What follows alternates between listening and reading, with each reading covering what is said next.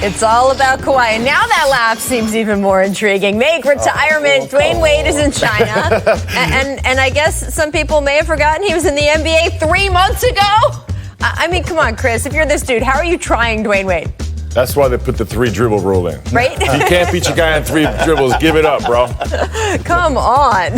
This is the clip I saw. He ducks it and then he just throws the ball away, which is funny because why you throwing the ball away, Dwayne? Dwayne got a little upset. I think he got a little. He got a little into it, and he wanted to make sure everybody remembered. Right. Make sure you know. Hey, there man. you go. Things you'll do for a check, I tell you. This gap year. If the Warriors are having a transition year, no one told Alan Smailagic, the rookie, throwing down a huge dunk on Caleb Swanigan last night. Nick, this is the guy that Golden State stashed in the G League last year, which wasn't even a thing I thought you could do, right? They got it. And then they traded a couple of extra second-round picks just to make sure that they... To make sure they got him. But, Rach, I knew he had done something right last night because I'm looking down my phone, and on ESPN's Twitter account, here comes Allen, and the bench is going nuts, and I'm going, this happened in Sacramento? What? Smiley. There we go. Done. Stuck. Make green light. Rookies were not scared last night. Tyler Herro, the 13th pick in the draft, was 5 of 10 from deep for the Heat. Dylan Windler pulling up from 30 feet. He was the 26th pick in the draft. Take a look here. Man, the game has changed. Right? The three-point line is moving back, and you get more space out there, more time. The three-point line is not moving back. No, but in terms of where the players are lining up, the players are lining up on an imaginary three-point line. Look, they are about to add a challenge flag. Things are changing, so we got to be a little careful what we say on this show. This whole segment, thank you, Steph. Right? Steph Curry has changed how the game is played. He has changed how kids shoot it all the way through for years and years. We're just going to continue to see it. Ms. Prince, see, I love that. Creative producers here at The Jump. Klay Thompson celebrating his new Max deal with a new shoe release. I mean, how did they know in advance to make the shoes that he was going to get right? No, anyway. The Anta K24s are covered in newspaper print. Klay, of course, has a pregame tradition of reading the newspaper. He has a sponsorship with, is it the Bay Area News or with the East Bay Times, right? There we go. Well, you can see them on the bag there. Are you feeling Klay's shoes, Nick? Absolutely. It sticks to Klay's whole image. Right? Every game at Oracle, he sits in front of his locker and he reads the newspaper. This is not some made-up thing. Right. Oh, Klay, newspaper Klay. No. This is his personality. He's into being worldly. I love this. He reads a real paper. That's the funny thing. He doesn't read it on his phone. No. Right? Anything Klay does is cool. And he just needs a little cup of coffee there. That is. Right?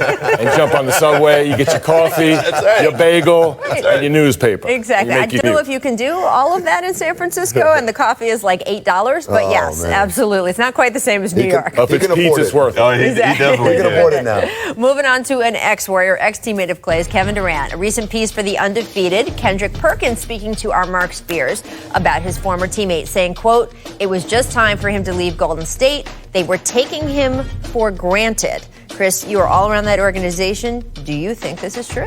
No, from a basketball standpoint, it's impossible to take KD for granted, right? So for three years there, he was record 38-11 in the playoffs, two championships, 2 NBA Finals MVPs. So he's not taken for granted there. The one thing is, the dynamic is Steph is an impeccable player, impeccable person. He was drafted. Klay was drafted by the Warriors. Draymond drafted by the Warriors. Similar to A-Rod and Jeter, right? Both incredible Hall of Fame players. No matter what A-Rod did, the New York Yankees, Jeter's their guy. So I think that dynamic's always there. But the real dialogue is we're always talking about KD as the best player in the league. Right. So I don't think he's taken for granted from a basketball standpoint. But as far as the love, they're going to lean towards their guys that they drafted. Yeah, I mean, you're with them all year. For sure. There's a lot of layers here, as there always are with Kevin. I'd start with this. There was a lot of focus on the jersey retirement yesterday, the announcement by Joe Lacob. The reason they did that is because there's a huge appreciation for what Kevin accomplished, 2 finals MVPs, 2 titles. That is in its own place. The other part is they want to be able to look up and show recruits in free agency from now until the end of time. This is how we treat our players. Right. We will treat you much better than the Thunder did at the end of his tenure there. Right. We will respect the fact that you have the ability to go wherever you want, and we will love you forever for what you did for us.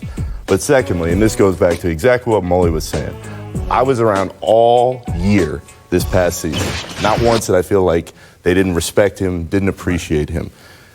Kevin, to me, is a reminder for everybody that basketball players are human beings just like everybody else.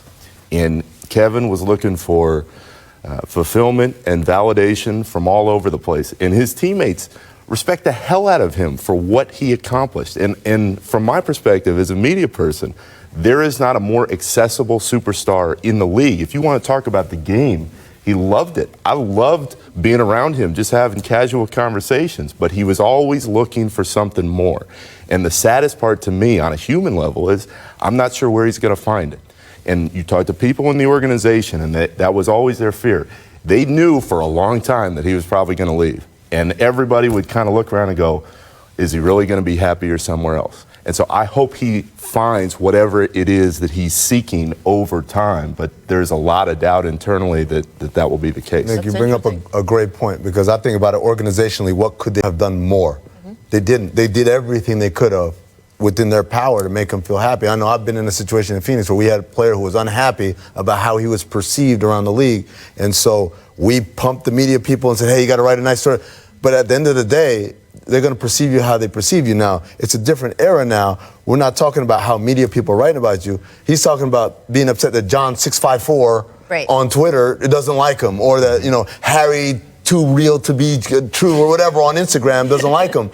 We don't have control over it as an organization. Like Nick said, if everybody you work with respects you and treats you with that respect and gives you those accolades and showers you with all the praise, but your ear is over, what about those guys over there? You may never be happy, because there's no organization that controls that narrative out there. Well, it's interesting. We're looking right now. This is where, of course, Draymond and KD got into it right across the street here at the Staples Center at first week of the season. Mully, part of the base of that argument was Draymond seeming to sort of be like, what more do you want from us, right? Like, we changed the way the team plays for you. We cleared everything out for you. We won titles together.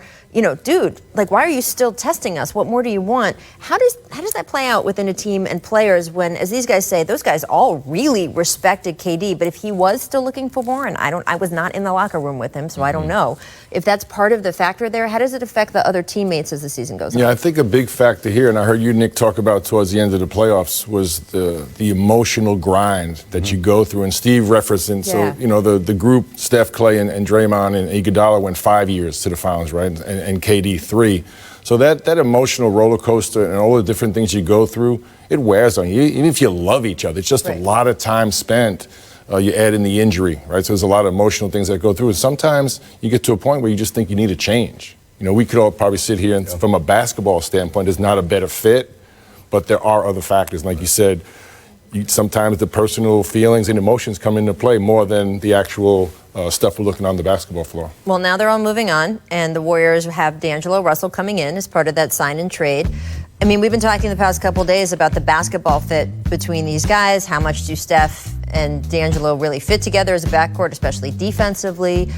Pick and roll, obviously, not the Warriors' bread and butter, but it's been D'Angelo's bread and butter. So who changes, D'Angelo or the Warriors? I think he adjusts for them because, first of all, it's not their bread and butter, but they do it. And it's really been a card that Steve holds on to the playoffs. And then they unleash it. It's not like they don't like pick and roll. It's just they like to do different things so that they can keep those aces in their pockets. But the other thing is, D'Angelo, we talked about it the other day, he was an off-ball player before he got to college. He wasn't a point guard in high school.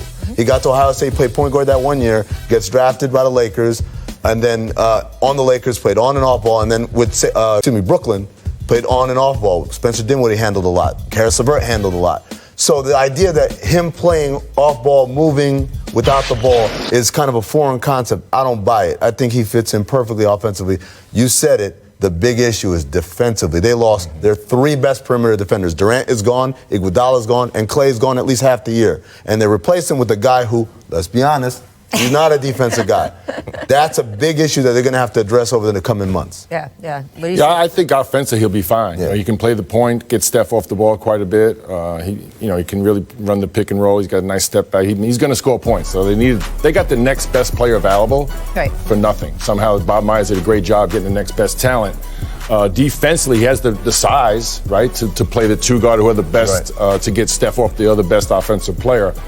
but that's not his calling card. So defensively, he's going to be where he's going to have to step it up. I'm sure it's for nothing. What are they paying him? $117 million. Well, and they had to put your picks out the door, also, right? Including that one 2024 pick could end up hurting them. Yeah. We'll talk more about this. Mully, thank you so much for joining us. We are putting Chris Mullin to work today because we have a free agency special tonight in prime time. Chris will be back for that. So there was a time when NBA players did double sessions. We'll see. There we go. You know what I'm saying? There was a time where For 30 days in a row. Recovery, come back. This man is not afraid to work, so you will see him again later in the day. Thank you so much. You guys stay with us for this show, though, because coming up, the Knicks are focusing on 2021 free agency, since, you know, there's always tomorrow. And hey, maybe Giannis would come there. Maybe.